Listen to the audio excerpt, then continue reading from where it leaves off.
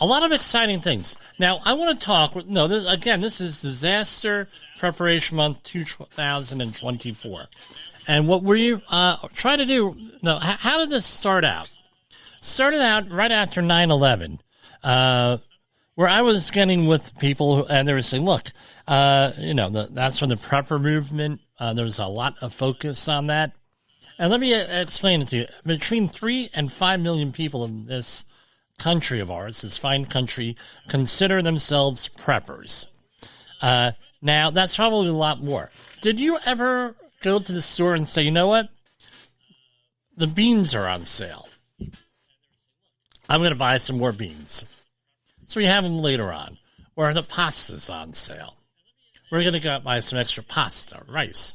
Or, hey, we have, why am I concentrating on food? It doesn't have to be food. How about a fire extinguisher? Hey, I have a fire. I'm going to go out and I'm going to get a fire extinguisher. And we're going to go out and we're going to blah, blah, blah, blah, blah. All right. Oh, what do I got? New hat, and there's a label on the hat. Anyway, yes, it's Monday. But anyway, they, any of these things, like the fire extinguisher, first aid kit. Did you get first aid CPR training, AED training? We deliver that here. Anything like that, preparing for emergencies, you are a prepper. You're a doomsday prepper. Maybe you're not going overboard. Now, for a couple of years, we tried to do that with organizations, and we worked with a couple of organizations to try to do that. And then as 9/11 started to get further and further away, the attention went all the way down until 2010. And what I found was, again, being the person who I am and everything, was that people, one, don't like to think about disasters, right? They don't like to think about what happened. I should have known that from work because I've been on a project already where they've had zero fire preparation things, and they were withholding information on conversations with a fire department. This is in the Midwest. And I said, well, why didn't you tell me that the fire department wasn't going to come to the job if I was going to call 911? Well, we had a fire because they never thought that they were going to have a fire, and they never thought it was going to be a big deal. Oh, okay, great. So you're not going to do prep. And then, you find out as we go along, okay, as you go further and further along with the, we got further away, 2010, they stopped funding a lot of the programs and that big budget deal of 2010. And one of the things they stopped doing was, meaning the federal government, was specifically with the PPE, with the filtering face piece respirators, a.k.a. N95 medical respirators. They're usually the green ones. We're not going to do that. In New Jersey and Pennsylvania, they were investing in vaccine plants. One over in Swiftwater, Pennsylvania, at the Sanofi Pasteur, Sanofi Aventis. It keeps changing names over the years. I haven't been in the neighborhood for a year. I don't really gamble at all. So, no reason for me to really go there. Unless you want to go to, there's a couple of great breakfast places, but they're breakfast places. Right, very unique places over there. But no real need to go there unless you're into skiing or there's a resort there.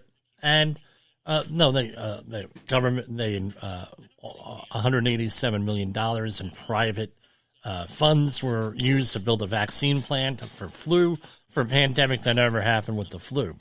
Little did they know, 10 years later we had COVID. Not the same technology necessarily for that. They used mRNA vaccines. This was with eggs and flu and everything. I was the tour guide, among other things, there for VIPs. But going on and on, we had this focus, and then these things never materialized here.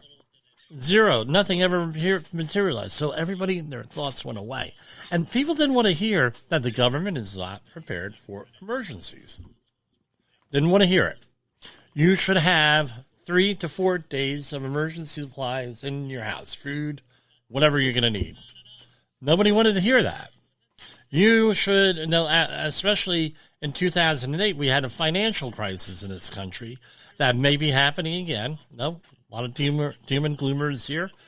That, all of a sudden, that wasn't the focus anymore. Disaster. Oh, we had a disaster. We're going through this and it's horrible.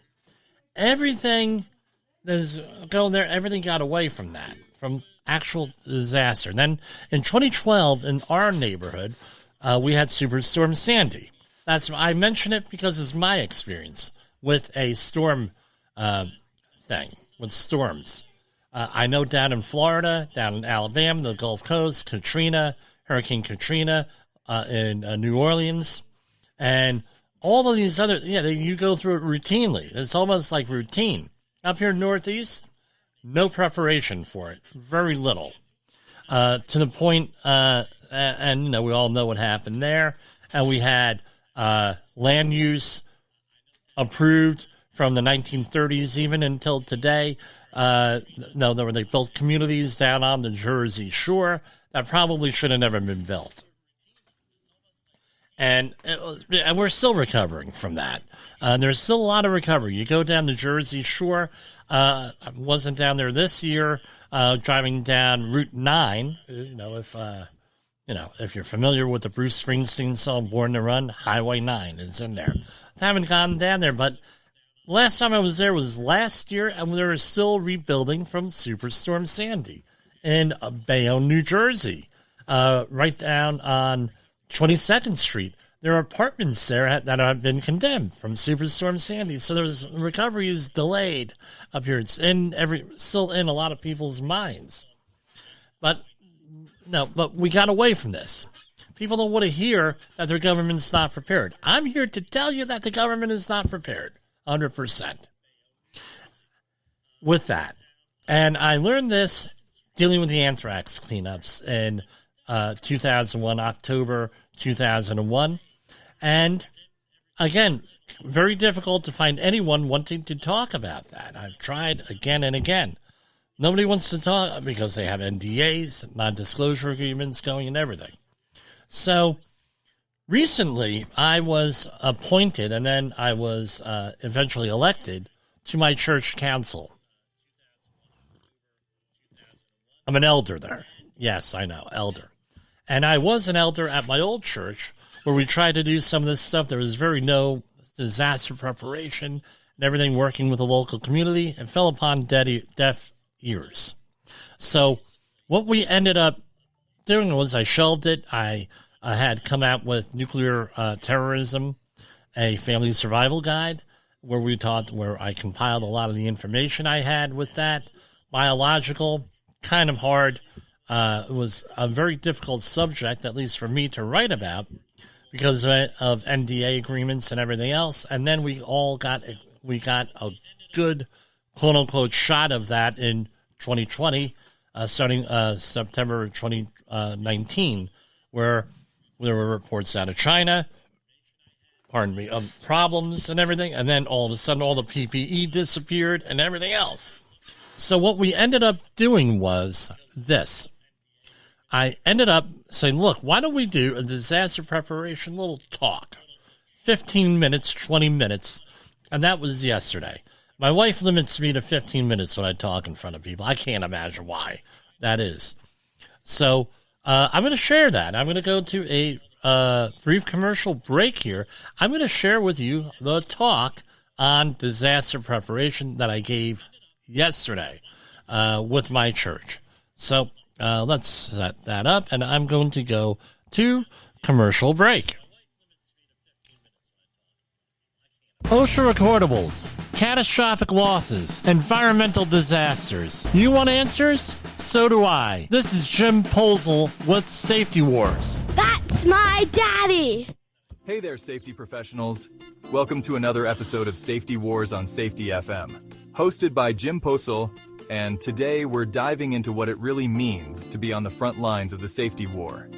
So, let's start with the basics. Safety is not just a set of rules or regulations. It's a culture, a mindset, a way of life. When we talk about safety, we're not just protecting workers from harm. We're building an environment where everyone can thrive. It's about going home safe and sound to our families every single day. Now, I know it sounds like a heavy responsibility, but that's why we're here. To make sure everyone understands the importance of safety and knows how to implement it effectively. Whether you're a seasoned safety professional or just starting out, there's always something new to learn. Let's talk about some key strategies. First up, communication. It's critical to ensure that everyone on the team is on the same page. Regular safety meetings, clear signage, and open dialogue can prevent a lot of accidents before they even happen. Next, let's focus on training. Proper training equips your team with the knowledge and skills they need to stay safe. Remember, it's not just about ticking a box. It's about making sure every worker understands the why behind each safety protocol. This understanding fosters a culture of safety where everyone looks out for one another. Of course, we can't forget about technology. From wearable safety devices to advanced monitoring systems, technology is revolutionizing how we approach safety. Embrace it. Use these tools to enhance your safety programs and keep your team protected. But let's not get too comfortable. Safety is an ongoing battle. New risks and challenges emerge all the time. Stay vigilant, stay informed, and never stop striving for a safer workplace. So, what's the takeaway? Safety is everyone's responsibility. It's about creating a culture where safety is ingrained in everything we do. As safety professionals, it's our job to lead by example and inspire our teams to commit to a safer future. Thanks for tuning into Safety Wars on Safety FM. Stay safe out there, and remember, every day is a new opportunity to make a difference. Catch you on the next episode.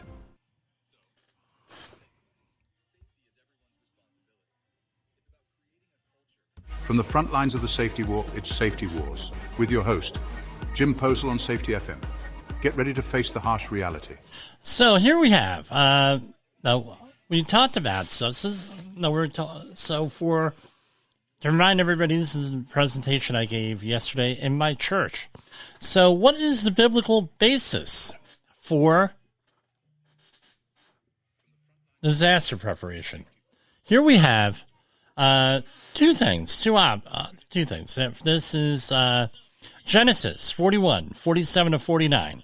And this is the story of Joseph in the 7 years of famine, where he went and had to interpret the Pharaoh's dreams. And he advised the Egyptians to store of grain during 7 years of plenty to prepare for 7 years of famine. Right? Long-term planning for future hardships, right, on that. Then you have Proverbs 22:3. The prudent sees danger and hides himself, and the simple go on and suffer for it. So protect yourselves when you see a potential danger.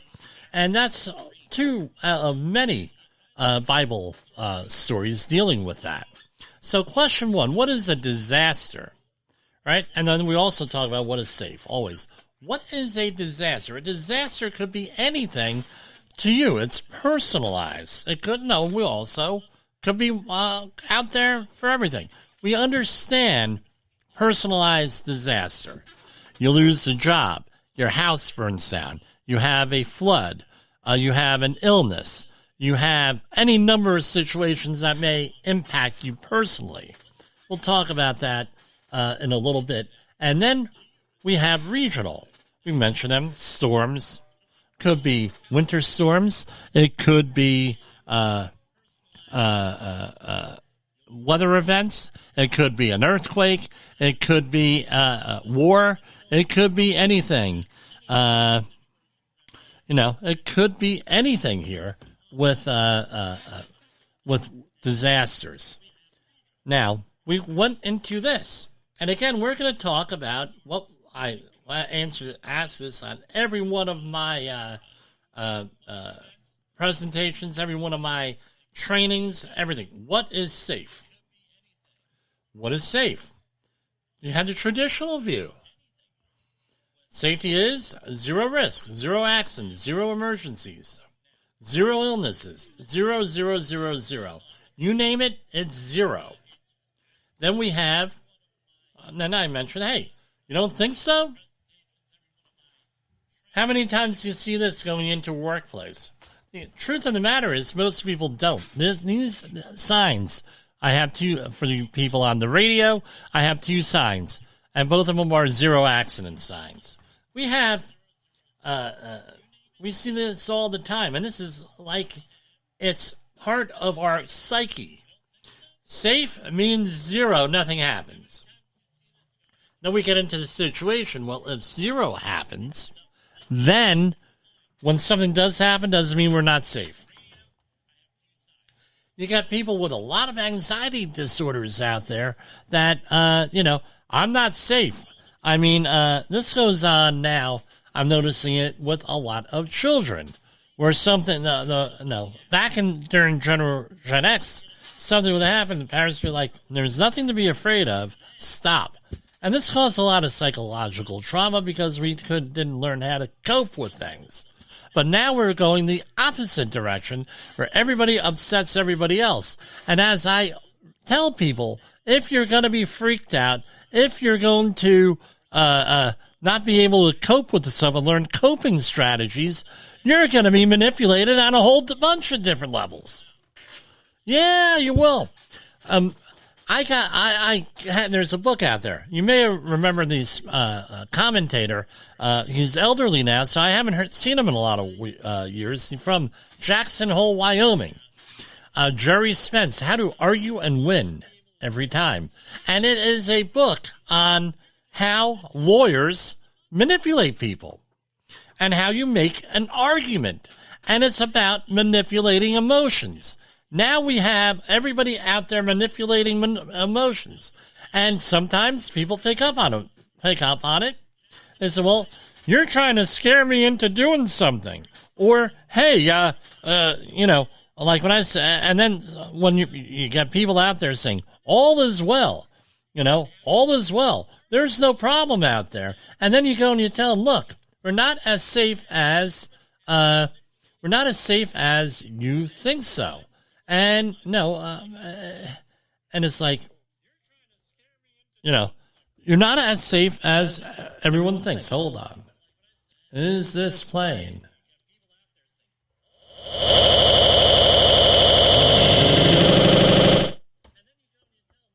Anyway. Benny Hill music going. Oh, no, you're not. You're trying to scare us. Everything's well. Everything's good. We're prepared for everything. We're prepared for all eventualities, and so we're going to leave it to somebody else. And this is what the kind of stuff that we hear with this. And it's not true. We hear that all the time with workplace safety in the workplace. Oh, everything's well. Everything's good. Right? And everything. I'm going a little bit more. I'm going more than 20 minutes or 15 minutes here. So we have the modern definition. What are we talking about? Safety. Capacity and plus resilience equals safety. Right? So more capacity, more resilience, more safety. We put up guards. We put up procedures. We put up training. We do all the preparation. All the stuff goes into safety. So now you're less likely of failing with things. What's safe? Well, let's talk about disaster response. All right, capacity, what you're able to do. Okay. You have emergency supplies. You name it. Around here, up until fairly recently, we're talking 2 years ago, it was very common for people living around nuclear plants to have potassium iodide distributed. Still is. Down in Salem County, as far as I know, they still do it around the Salem nuclear power plant. Why? In case there is a leak, you take potassium iodide to help limit the damage to your thyroid. Because radioactive iodide, from what I recall, you have radioactive iodide that your body absorbs, and here you are overloading your body with potassium iodide, right, in the event of a nuclear accident. Therefore, it won't absorb the radioactive stuff, and, well, that along those lines. I know that's truncated here, but that's basically it. You have, what do you have? Do you have, now because of COVID, what we learned, we have to have hand sanitizer, we have to have gloves, we have to have some type of face covering. I'm only going to ever recommend NIOSH rated stuff, by the way. Don't get me off on this. We're going to have suits. We're going to have now the vaccination. We're going to have any number of things, social distancing, and a lot of the stuff that proved useless. Some of it proved effective, but, everything in there. You're putting controls in there. Capacity. With food, you have extra food, extra bottled water. You have perhaps a water filtration system. Going on and on and on and on. What you're able to do. You maybe go through tabletop exercises and you determine what your capabilities are, and then you're able to develop resilience, the ability to react, to recover from adversity, challenges, or stress, your coping mechanisms, backups. Okay, we don't have tap water. Now we have bottled water. We run out of bottled water. Now we're going to have this. We have water filtration systems, and we have the filter and make the thing, and then make the water well, and then we have a 24-inch pool, 24-foot pool in the backyard. We could decontaminate that. We could use that for maybe some wash water where it's not potable. We could use it to flush the toilets. We could use it to do whatever. Oh well, we have a fireplace. Now we could have that. We could have fire. Oh, we have another house that we invested in, or a family member we could go with. We help them with their wood pile. They're cutting wood all summer. Now, if we have a loss of power or whatever, they have that. I built together partnerships with local farms. I built partnerships in my community with my neighbors. We're pooling resources, neighbors that are like-minded, who you can trust. Everything else, we stick together. You went out and you got a chainsaw, a little one. You got a generator, because they found out during Superstorm Sandy, chainsaws, very, very important up here, as I'm sure the rest of the country knows that already. But up in the Northeast, we didn't need to necessarily know that. The community getting together and, working, getting training, all that stuff, resilience, capacity, you're safer. Safety is not. The absence of incidents is the presence of controls. We've heard that from the great Jay Allen and Todd Conklin and everybody else on this network. What's emergency preparedness? We add one more thing to that. You add capacity, you add resilience, and you learn new skills and apply them, right? Real simple. We're learning new skills. Maybe, this is all about like the Boy Scouts, right? With be prepared. Or the motto of the U.S. Coast Guard, Semper Paratus, right? Always prepared. Be prepared with everything. And that's what you do, learning new skills. Okay, I'm going to learn how to build a fire. I'm going to learn how to defend myself within the law. I'm going to learn how to whatever you want to do, different skills, whatever you want to do. Knot tying even. So I'm going to have rope, and I'm going to learn knot tie. I'm going to learn what kind of PPE I'm going to need for doing stuff around the house. Believe me, that's an important skill. So what do we want to do? This is what I always say. Assess what your needs are. Analyze. I got a mistake in the PowerPoint there, but okay. Assess what you need. Assess your needs. Assess what you are going to do about it, and act. So again, our 4 different scenarios I use, maybe a 5th one I've had. And again, Jimmy Posel is the only one who's come up with this. 0 to 24 hours. That's normal stuff that we're all gonna have to deal with. Medical emergencies, first aid cases, fires, fire alarms, short-term power outages, short-term situations, floods, anything like that. 0 to 24. Right? Scenario number 2. 24 to 96 hours. That tells us what the government tells us to be prepared for. Up to 4 days. Wildfires, huge floods, longer-term power outages, extended weather-related emergencies, shelter in place, evacuation, that whole thing. Up to 96 hours. That's what we're told to be prepared for. You have scenario number 3, 4 to 30 days, I put it in. And again, there's overlap here. and a lot of overlap. Things change, but let's try to break this down.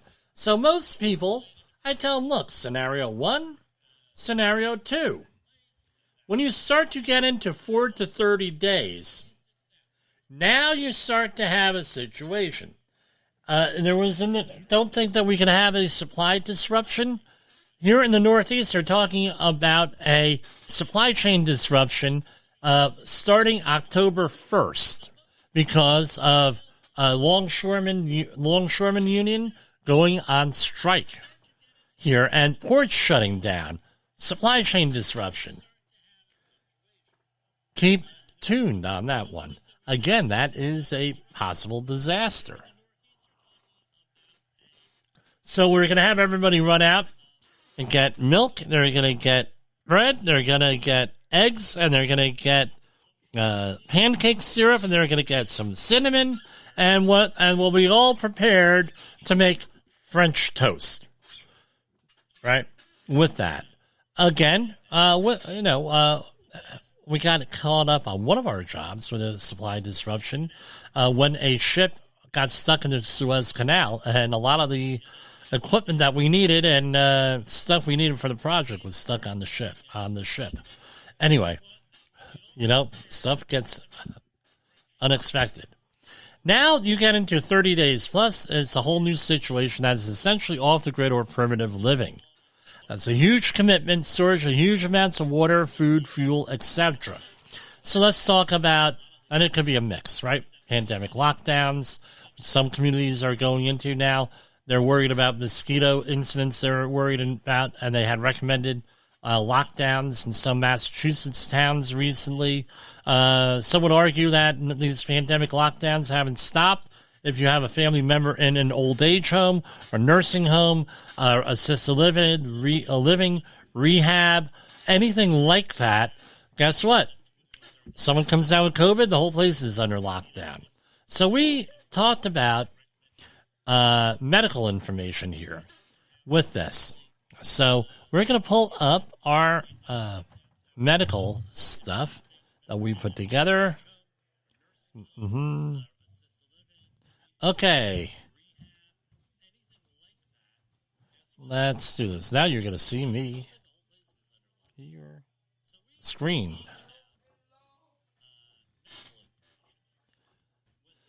I shared this earlier this month, but no, we're going to share it again. All right, if you could see this. Okay, make a smaller, Jim. Okay, maybe you can see it a little bit better there. And I developed this when I was taking care of my parents, along with my brothers here.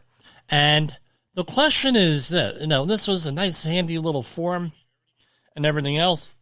And I got some feedback on it yesterday. Some very good feedback I'll share with you today. So here we have medicine list for who it is. I had it labeled dad or mom. They don't want to see that. You put the person down. Helena Posel. Walter Posel. That's what I put down on that eventually because we had an issue, and I'll share with you. The whole idea is to take this with you to the hospital if you need this. Why did I choose the medical stuff? The church, older people, they have to deal with this. Or younger people taking care of older parents. They have to deal with this. Stuff, right? So you put it on there. Then you have what the medicine is. Morning dose, what the medicines are. Then you have the dose, and then which doctor prescribed them. And then you have afternoon, midday. Now, I had this set up as a MS Word file, so you could, add things or not. Then you have special instructions. So one of the special instructions could be we're going to check blood pressure when we give blood pressure, when we're scheduled to give blood pressure medication.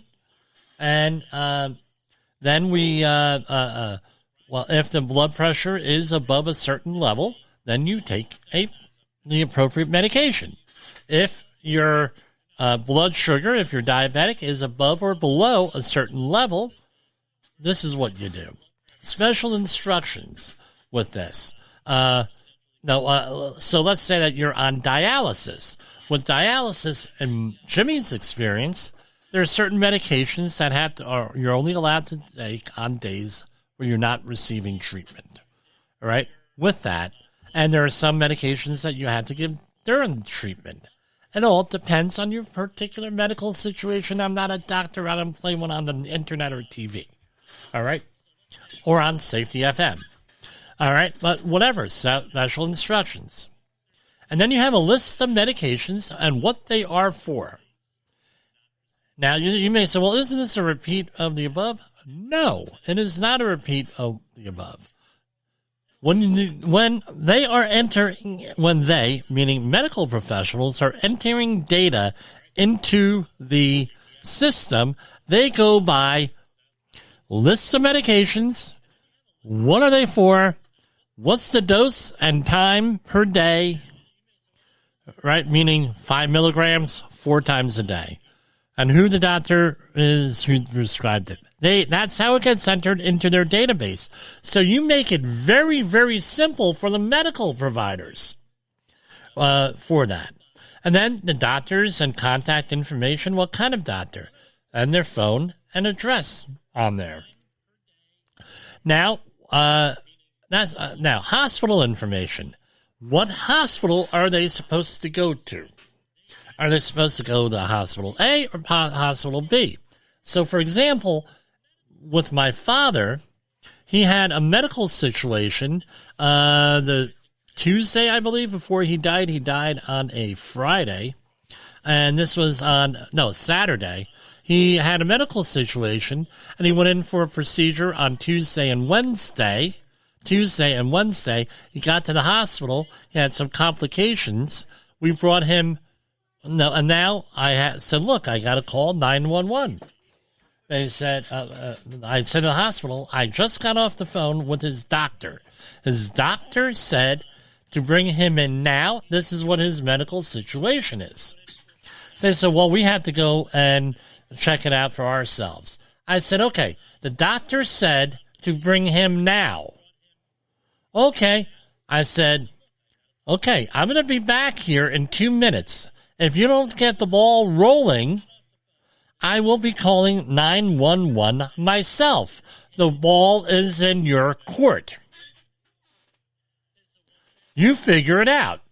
I had the nurse supervisor there, who was a nice lady, I'm sure, but she was going through their protocols. And our doctor on staff has got to be blah, blah, blah, blah, blah. Turned out they don't have a doctor on staff. This is like the Saul Alinsky's rules for radicals. No, they don't have a, de-escalation. We have to have our doctor. I said, your doctor is not this kind of doctor. You just told me to bring him in immediately. I waited 2 minutes. I went down and I said, I am calling 911.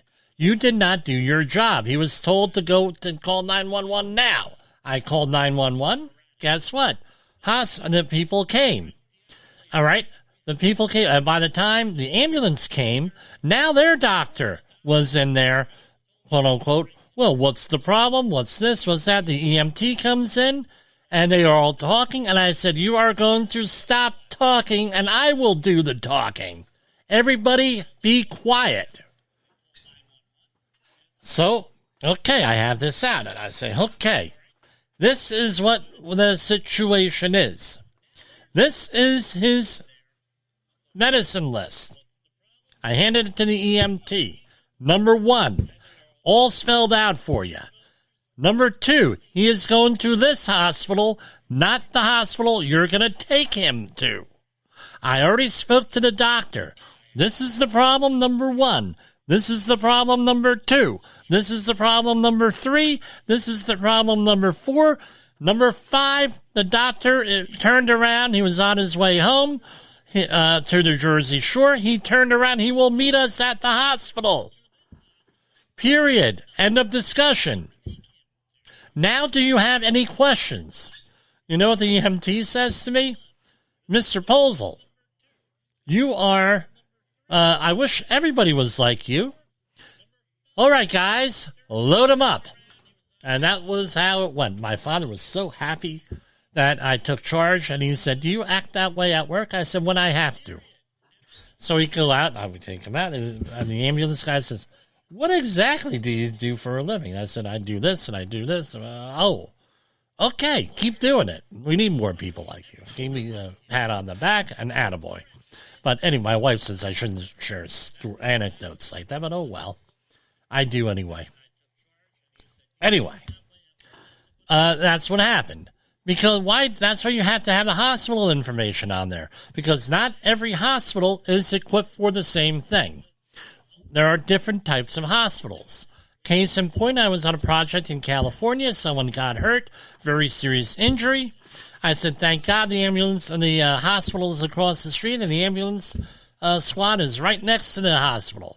They came, I said, okay, you're going across the street? They said, no, sir, we are not. We're going to the hospital on the other side of town where they treat injuries like this. I said, oh, okay, I learned something today. Your insurance company number and policy number, right? Now you're going to say, okay, Jim, that's obvious. No, it's not obvious. Have a problem with the insurance company, right? And I would add this. I'm going to add one other thing. Patient's date of birth. Right, and we're going to put up your medicine list as of, and then the date, right? And then down here, you have patient name and health issues, and I would put date of birth. Patient name,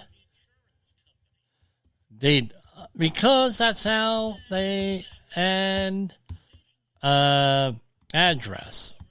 Okay, that's what they're going to use to verify who this person is. So your patient name, obviously.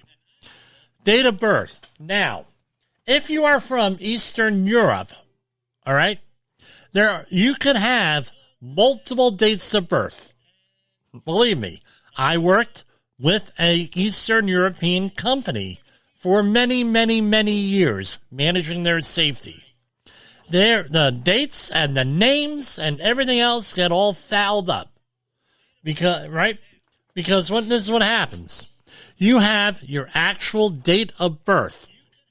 You could have then the date that your birth is registered, and then you can have, and this is all especially with the around World War II and pre-World War II. So you can have the date you were born, the date your birth was registered, and the date you were baptized. All three are legitimate legal dates back in the day. So you need to know what the hell, and then there's what the hell the date is. I don't know. Pardon me, on all the paperwork. And also the date could be, right, on your immigration papers. That could be a fourth date. So when the former president, Obama, had issues with his birth certificate, Jimmy said, not really a big issue. A lot of the people, the heads of the movement who started this said, probably not an issue, needs to be investigated a little bit. I said, I get it. It could be millions of different birth dates. Now you can say, Jimmy, why am I emphasizing this? I'm emphasizing this because if they do not have the right date of birth, the insurance company, and that's different than what the insurance company has, they don't pay bills and it takes you 2 years to straighten out. Believe me, it happens. All right?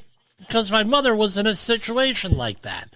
Everything got resolved eventually, but look at my hair. Look at my hair. You know? No, I'm only joking.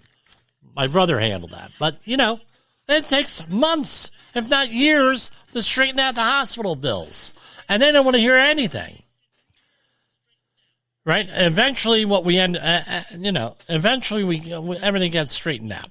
Healthcare advocate and contact info. Who is that person or persons? Who's the primary? Who's the alternate? What's the pharmacy information for that? Where are you sending the pharmacy paperwork? Where with that? Some other stuff that has to go in here. The living will. Any do not resuscitate order. Usually associated with a living will, but it depends on what state and what country you're in. It's set up differently and along the lines of a healthcare proxy. depending on how it is set up, depending on your state, your country, and everything. Those are the three things in there. And the power of attorney. People say, well, the power of attorney is all that stuff. No, it is not. In New Jersey and New York, two different documents. You have the power of attorney and the health care proxy, which indicates the living will and the do not resuscitate. Some states, my understanding, not an attorney. Check with an attorney. All four documents are separate. It all depends on where you live. All right? That's, sometimes they combine them all. I don't know.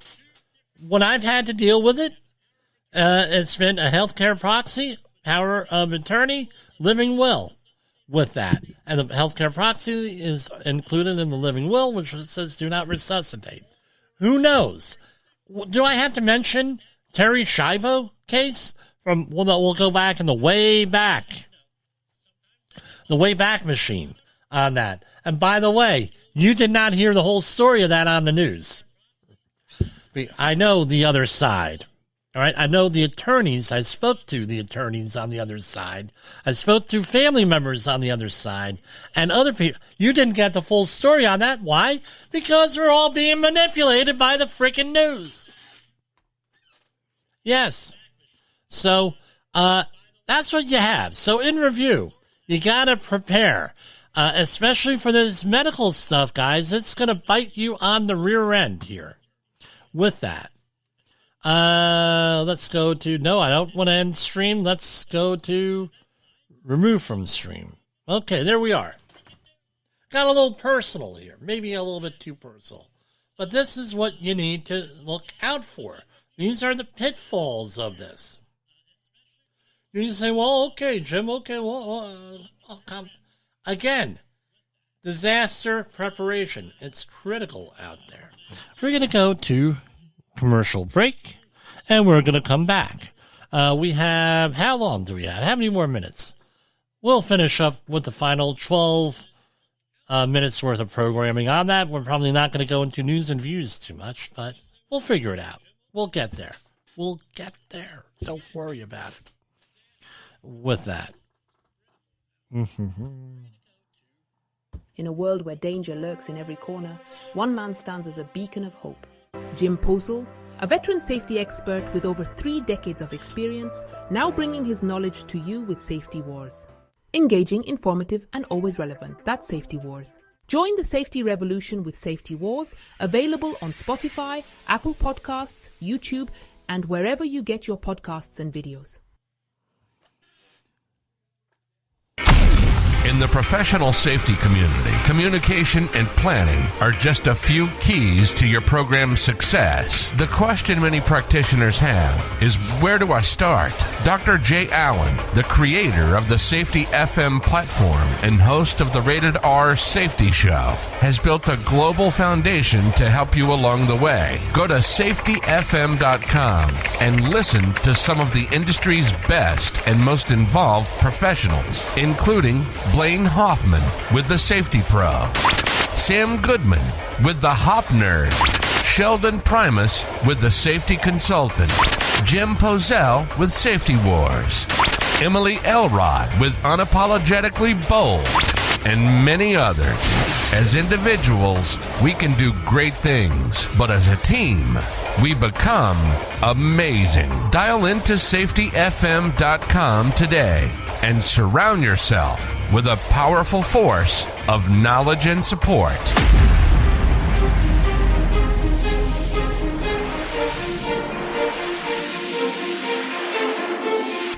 From the front lines of the safety war, it's Safety Wars, with your host, Jim Posel on Safety FM. Get ready to face the harsh reality. Yes, we face harsh reality on this show all the time. At least you try to. We'll find out. Okay, we're going to go. Not a lot going on here today. For whatever reason, they're holding back this stuff. Right? It's kind of funny here. Not a lot of stuff. I don't know. I hope everyone's no one's sick there. But, U.S. Department of Labor seeks nominations for membership on Federal Advisory Council on Occupational Safety and Health. U.S. Department of Labor is seeking nominations for one federal agency manager and 4 labor representatives of federal employees on the Federal Advisory Council on Occupational Safety and Health.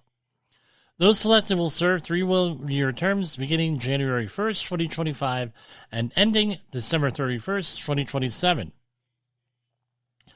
The 16-member council advises the Secretary of Labor on all matters relating to the occupational safety and health of federal employees. FACOSH, or FACOSH, almost sounds like Fugazi, right? Fugazi, right? Meaning fake. Members serve at the pleasure of the Secretary, unless a member is no longer qualified to serve, resigns, or is removed. Again, check that out. Now, maybe there's some listeners. I know we have listeners in Brussels, the spy capital of the world. That I do know. A lot of listeners there, apparently. Several hundred. U.S. Department of Labor awards more than $7.4 million to continue disaster recovery after California's severe winter storms in 2023. The U.S. Department of Labor today announced the award of more than $7.4 million to support continued disaster relief employment and workforce training for California residents affected by severe winter storms that occurred in late 2022 and early 2023. Right, on April 13, 2023, the department announced National Dislocated Worker Grant of up to $22 million with an initial award of $7.4 million for the California Employment Development Department to provide people with temporary jobs focused on debris removal, water damage, cleanup, and the delivery of humanitarian assistance to those in need after the storm. Funding also supports career and training services between December 27, 2022 and January 31st, 2023. A series of winter storms and atmospheric rivers swept through California and caused damage in 51 of the state's 58 counties. The storms reducing flooding and mudslides, toppled trees, creating sinkholes, and damaged public and private lands. The FEMA issued a major disaster declaration on January 14, 2023, enabling California to request federal assistance for recovery efforts. Administered by the Department's Employment and Training Administration, supported by Workplace Innovation and Opportunity Act of 2014, National Dislocated Worker Grants provide funding assistance to temporarily expand the service capacity of dislocated worker programs at the state and local level when large unexpected economic events cause significant job losses. That was released today. What else do we have here?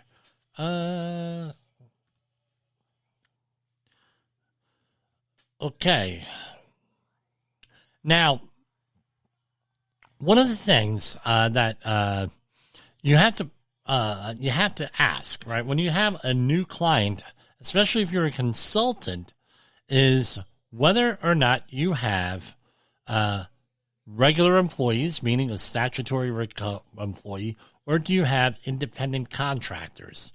Every time I get involved, and also whether or not you have pay issues with your people. Now, you can say, well, Jimmy, what's the issue on that? Well, here I have, I could scroll through all these Department of Labor press releases, and here we have numerous stories on Department of Labor collecting back wages for people who are denied overtime or misclassified. So what I always tell people is, especially if they're going to be bringing me on as their consultant, I ask, how are these people paid? Are they actual legal employees and everything else, or are they paying them as independent contractors? That's a very good leading indicator. Because what happens is, if they're going to say they're paying everybody as independent contractors, you got to really think about what you're doing with them. Because they're going to pull the fast on that. We don't have to obey OSHA because they're independent contractors. It turns out that OSHA views this the same as the IRS, where if they're misclassified, you're going to be a little bit harder on you. And that's one of the things here with that. Now, here we have today, the Department of Labor awards $203 million in grants to provide training services to low-income older adults in 14 states and the District of Columbia. The U.S. Department of Labor announced the award of $203 million in grants through the Senior Community Service Employment Program to provide training and career services to low-income older adults who are seeking to enter or re-enter the workforce. The Department's Employment and Training Administration awarded $194 million to 19 national nonprofit organizations through the program's general fund, and 3 organizations received a total of $9 million in funds set aside by statute to provide employment services to older workers from Native American or Asian American Pacific Islander communities. The funding will enable program participants to move into unsubsidized employment in public and private sectors, foster self-sufficiency, right, and is promote people who are unemployed with low income of ages 55 and older. And it gives you a whole bunch of grant info. There's no surprise with some of this stuff, right? So we have the normal recipients, right? AARP, those are familiar. Easter Seals, Goodwill Industries International, Center for Workplace Inclusion, to name a few. And then you have also Institute for Indian Development, National Indian Council on Aging, National Asian Pacific Center on Aging, lesser known, meant for senior community service programs. So some familiar organizations, maybe some not so unfamiliar. Check it out. You may need know someone who needs a hand there. And anyway, the Epoch Times today did a story saying, don't believe any of these unemployment numbers and all these other numbers because they keep getting corrected. Wait for the final numbers to come out again. But what does the news media cover? The initials reports.